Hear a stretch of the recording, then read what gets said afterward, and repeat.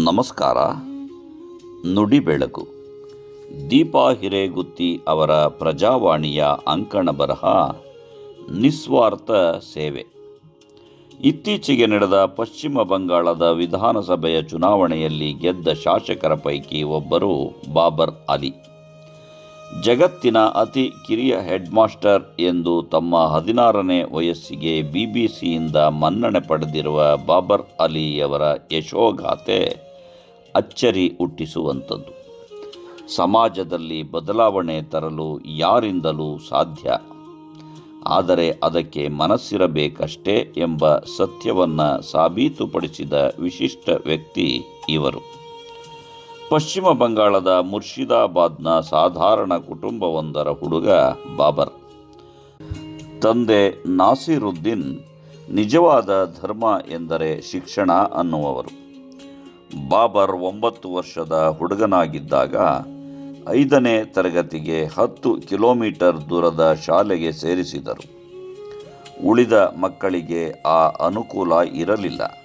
ಹೀಗಾಗಿ ಶಿಕ್ಷಣದ ಮಹತ್ವ ಗೊತ್ತಿದ್ದ ಬಾಬರ್ಗೆ ತನ್ನ ಸ್ನೇಹಿತರು ಶಾಲೆಗೆ ಹೋಗುವುದನ್ನು ಬಿಟ್ಟು ಕೆಲಸಕ್ಕೆ ಹೋಗುವುದನ್ನು ನೋಡಲು ಬೇಸರವಾಗುತ್ತಿತ್ತು. ತಾನು ಶಾಲೆಯಲ್ಲಿ ಕಲಿತಿದ್ದನ್ನೇ ಇವರಿಗೇಕೆ ಕಲಿಸಬಾರದು ಎಂದೆನಿಸಿತು. ತಡ ಮಾಡದೆ ಶಾಲೆಯ ಆಟ ಆರಂಭಿಸಿದರು. ತಾವು ಹೋಗುತ್ತಿದ್ದ ಶಾಲೆಯ ಕೊಠಡಿಗಳಲ್ಲಿ ಬಿದ್ದಿದ್ದ ಮುರಿದ ಸೀಮೆ ಸುಣ್ಣವನ್ನು ಕೇಳಿ ತೆಗೆದುಕೊಂಡು ಬರುತ್ತಿದ್ದರು. ಬಾಬರ್ 6ನೇ ತರಗತಿ ಓದುವಾಗ ಒಬ್ಬ ಶಿಕ್ಷಕ ಬಾಬರ್ ಬೇರೆ ಮಕ್ಕಳಿಗೆ ಕಲಿಸಲು ಮುರಿದ ಸೀಮೆ ಸುಣ್ಣ ತೆಗೆದುಕೊಂಡು ಹೋಗುತ್ತಿರುವುದು ಎಂಬುದು ಗೊತ್ತಾಗಿ ಸೀಮೆ ಸುಣ್ಣದ ಡಬ್ಬಿಯನ್ನೇ ಕೊಟ್ಟಿದ್ದರು. ಆಟವಾಗಿ ಆರಂಭವಾಗಿದ್ದು ಸಂಸ್ಥೆಯ ರೂಪ ತಾಳಿದ್ದು ಬಾಬರ್ ಅವರ 16ನೇ ವಯಸ್ಸಿನಲ್ಲಿ. ಶಾಲೆಯ ಹೆಸರು ಆನಂದ್ ಶಿಕ್ಷಾ ನಿಕೇತನ್. ಮನೆಯ ಹಿತ್ತಿಲೆ ಶಾಲೆಯ ಕೋಣೆ. ಅಮ್ಮನ ಹಳೆಯ ಸೀರೆಯೇ ಮೇಲ್ಛಾವಣೆ. ಆದರೆ ಮಕ್ಕಳನ್ನು ಶಾಲೆಗೆ ಕಳಿಸುವಂತೆ ಪಾಲಕರನ್ನು ಒಪ್ಪಿಸಲು ಬಹಳ ಕಷ್ಟಪಡಬೇಕಾಯಿತು. ಕಡು ಬಡವರಾದ ಜನರಿಗೆ ಶಿಕ್ಷಣದ ಮಹತ್ವವೇ ಗೊತ್ತಿರಲಿಲ್ಲ. ಮಕ್ಕಳು ಶಾಲೆಗೆ ಹೋದರೆ ಅವರು ತರುವ ಕೂಲಿ ಹೋಗುತ್ತದಲ್ಲ ಅನ್ನುವ ಮನೋಭಾವ. ಹುಡುಗಿಯರು ಹೆಚ್ಚು ಓದಿದರೆ ಗಂಡು ಸಿಗುವುದಿಲ್ಲ ಅನ್ನುವ ಭಯ ಅವರನ್ನೆಲ್ಲ ಮನವೊಲಿಸಿ ಶಾಲೆಗೆ ಕರೆತಂದರು. ಈ ಮಕ್ಕಳು ತಮ್ಮ ಕೆಲಸ ಮುಗಿಸಿ ಸಂಜೆ ಶಾಲೆಗೆ ಬರಬಹುದಿತ್ತು.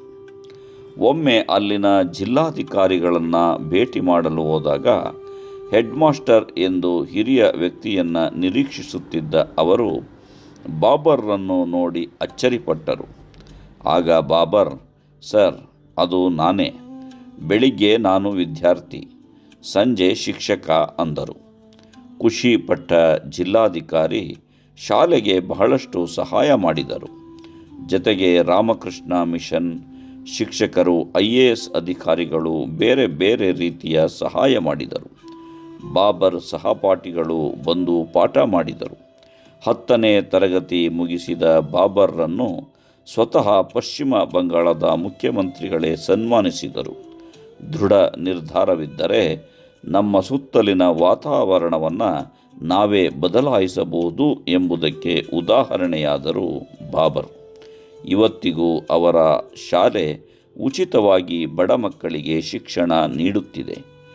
ಬಾಲ್ಯದಿಂದಲೇ ಸಾವಿರಾರು ಮಕ್ಕಳಿಗೆ ಭರವಸೆಯ ಕಿರಣವಾಗಿದ್ದ ಪುಟ್ಟ ಹಳ್ಳಿಯ ಬಡ ಹುಡುಗ ಬಾಬರ್ ಇದೀಗ ಜನಪ್ರತಿನಿಧಿಯಾಗಿದ್ದಾರೆ. ಪ್ರತಿ ಮಗುವಿಗೂ ಶಿಕ್ಷಣ ನೀಡಬೇಕೆಂದು ಬಾಬರ್ ಅಲಿ ಅವರ ಕನಸು. ಅದು ನನಸಾಗಲಿ. ನಮಸ್ಕಾರ. ಧನ್ಯವಾದಗಳು.